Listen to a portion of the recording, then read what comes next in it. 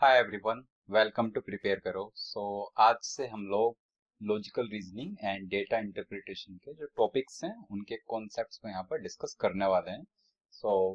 ये वीडियोस आपको मिलते रहेंगे रेगुलर टाइम इंटरवल्स के बाद, जिसमें हम यहाँ पर कॉन्सेप्ट्स अपलोड करेंगे। इसी चैनल पर आप देखोगे तो आपको बहुत सारे प्लेलिस्ट ऑलरेडी यहाँ पर देखने को मिल जाएंगे, और इन प्लेलिस्ट में जा करके आप चेक कर सकते हैं कैट एग्जाम के रिलेटेड बहुत सारे कॉन्सेप्ट्स, बहुत सारे डीएलआर के सेट्स, सारी चीजें आपको यहाँ पर अवेलेबल हो जाएंगी। तो अगर चैनल पर फर्स्ट टाइम आए हैं तो डू दिस सब्सक्राइब बटन, और वीडियो पसंद आए तो वीडियो को लाइक करना, अपने दोस्तों के साथ शेयर करना, प्लस कमेंट करके जरूर बताना कि आपको ये वीडियो कैसा लगा, कितना आप पे समझ आया। ठीक है, तो स्टार्ट करते हैं लीनियर अरेंजमेंट से।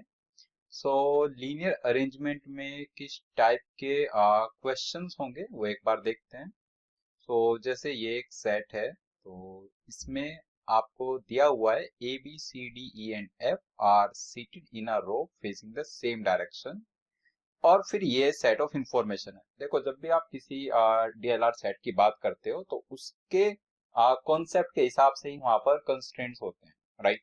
तो ये अरेंजमेंट में जो कंस्ट्रेंट्स होंगे वो एक डिफरेंट टाइप के कंस्ट्रेंट्स होंगे, डिफरेंट टाइप की इंफॉर्मेशन होगी। जैसा आप रीड करोगे, पहला स्टेटमेंट है A is not adjacent to D but is adjacent to E. तो आपको एडजेसेंट का मीनिंग क्या है in terms of linear arrangement, ये समझना होगा। ऐसे ही सेकंड कह रहा है F is adjacent to both B and C. Third statement, neither A nor E is seated at the extreme ends and C is to the left of A but not to the right of B. तो left right ये सारी चीज आपको समझनी होगी to understand a linear arrangement set, right. तो इस type की टर्मिनोलॉजी को हम लोग समझेंगे यहाँ पर, राइट। अपार्ट फ्रॉम दिस किस किस टाइप के अरेंजमेंट्स बन सकते हैं, जैसे एक तो यहाँ पर आप देख पा रहे हो कि एक ही रो में ये लोग बैठे हुए हैं, राइट। एक ये अरेंजमेंट हो सकता है। दूसरा हो सकता है फ्लोर बेस्ड अरेंजमेंट, है ना, कि किसी बिल्डिंग में देर आर 10 फ्लोर्स, हर एक फ्लोर पर कुछ कुछ पर्सन वहां पर रह रहे हैं, तो आपको अरेंज करना होता है on a floor based arrangement. या फिर एक थर्ड टाइप का अरेंजमेंट होता है cube based arrangement. Cube based arrangement जैसे पीपल आर लाइंड अप, है ना। आप असेंबली लाइन स्कूल्स की जब बात करते थे, तो जैसे असेंबली लाइन में हम लोग लाइन अप होते थे, राइट। तो वैसा कुछ arrangement, queue based arrangement, persons are behind one another, right. तो कुछ उस टाइप का अरेंजमेंट, तो वो हो सकता है। तो ये सारे जो टाइप्स हैं all are covered under linear arrangement. एक ही लाइन में आप यहाँ पर अरेंज कर रहे होते हो, चाहे वो बॉटम टू टॉप करो in a floor based arrangement, ahead behind in a queue based arrangement, या फिर रो बेस्ड अरेंजमेंट जो आपको ऑलरेडी दिया हुआ इस सेट में, राइट। तो इस टाइप से हो सकता है। अब जो ये फर्स्ट है हमारा रो बेस्ड अरेंजमेंट, उसको एक बार समझते ध्यान से, राइट। जैसे आप एक रो के अंदर इन लोगों को अरेंज करते हो, बैठाते हो सीट्स पर, राइट। सो क्या क्या पॉसिबल केसेस यहाँ पर बन सकते हैं वो एक बार देखते हैं। हो सकता है all are facing same direction, right. तो जनरली जो हम डायरेक्शन की बात करते हैं वो बात करते हैं नॉर्थ एंड साउथ डायरेक्शन की, right. North and south. So all are facing same direction में हम एज्यूम करते हैं कि all are facing north direction, so that उनके लिए हम लेफ्ट राइट ये सारी चीजें इजीली समझ पाए, राइट। तो एक हो सकता है जिसमें सभी ने सेम डायरेक्शन फेस किया हुआ है। और क्या पॉसिबिलिटीज है, एक ही लाइन में मल्टीपल डायरेक्शंस हो सकते हैं, right.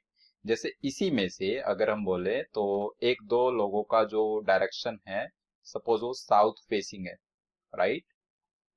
So this person is facing south and this one is also facing south, ऐसा भी हो सकता है, राइट।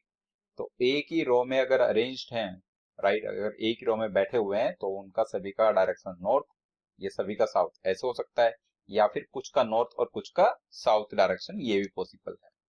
और क्या पॉसिबिलिटीज है इस टाइप के अरेंजमेंट में, जैसे कई बार पैरेलल लाइन का अरेंजमेंट भी बनता है, राइट। आपको दो लाइंस दी जाएंगी, चार लोग एक लाइन पर बैठे हैं, चार छह जितना भी नंबर हो सकता है। Equal number of persons will be sitting on each line. Let's say 4 persons on line 1 and 4 persons on line 2, ये दो आपको दिया हुआ है, तो इसमें क्या होगा, ये ईच अदर को फेस कर रहे होते हैं, right.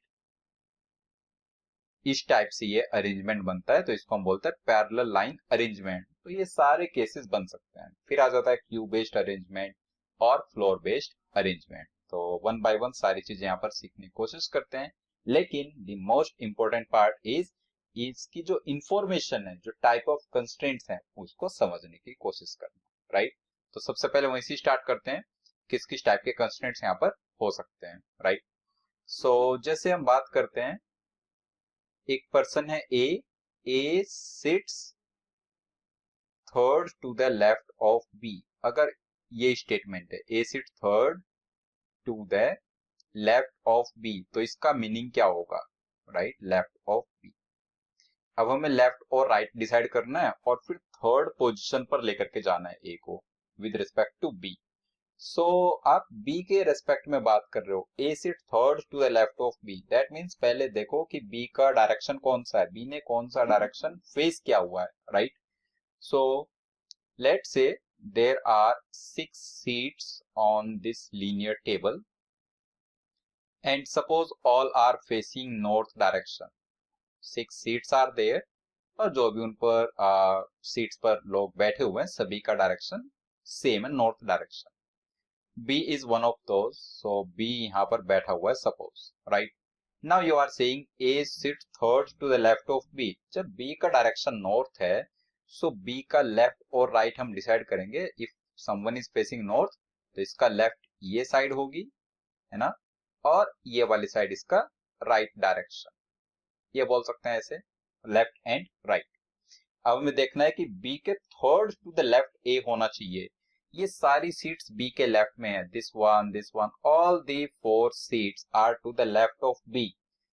First seat to the left of B is this one, second seat to the left of B is this one, third seat to the left of B is this one. So A को यहाँ पर बैठा दो। Now you are able to say that A sits third to the left of B, right.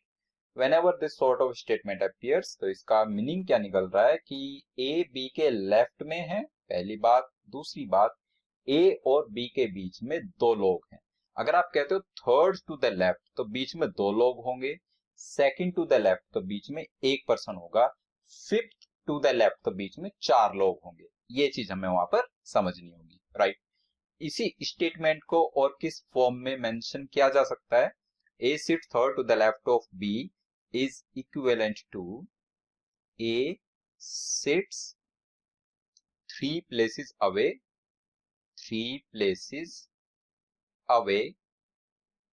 to the left of B. A sits 3 places away to the left of B.